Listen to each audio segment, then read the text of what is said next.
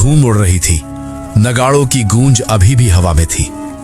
कुरुक्षेत्र आज भी लड़ रहा था। उस भीड़ के बीच एक रथ बिजली की तरह दौड़ रहा था। अभिमन्यु, सिर्फ 16 वर्ष का, लेकिन हाथों में युद्ध का पूरा इतिहास।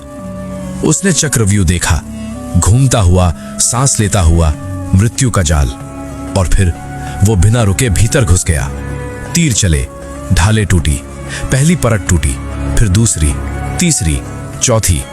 हर वार के साथ दुश्मन पीछे हटता गया। अकेला था वो, लेकिन कमजोर नहीं। उसके तीरों ने महारथियों को झुका दिया। उसकी तलवार ने घमंड को चीर दिया। घोड़े गिरे, रथ टूटे, और फिर एक पल आया। हथियार टूटने लगे, पर अभिमन्यु नहीं टूटा। उसने आखिरी शस्त्र गिरने के बाद भी लड़ना नहीं छोड़ा। निहत्था था, पर निडर।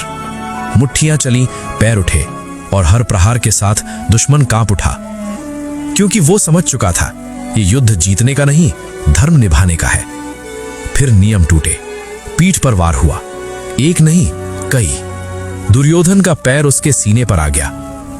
धूल में पड़ा अभिमन्यु आसमान की तरफ देख रहा था।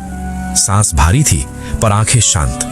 और दूर एक रथ पर खड़ा था कृष्ण, भगवान, लेकिन आज विवश।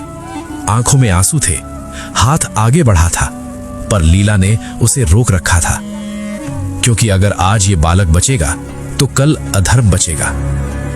अभिमन्यु की सांस धीरे धीरे थम रही थी, लेकिन उसी क्षण इतिहास लिख रहा था। एक बालक अमर हो रहा था, क्योंकि जो डर से जिए वो मर जाते हैं, और जो धर्म के लिए लड़े वो युगों तक जीवित रहते हैं। कुरुक्षेत्र आज भी जानता है, उस शाम भगवान रो रहे थे, और एक योद्धा इतिहास बन गया।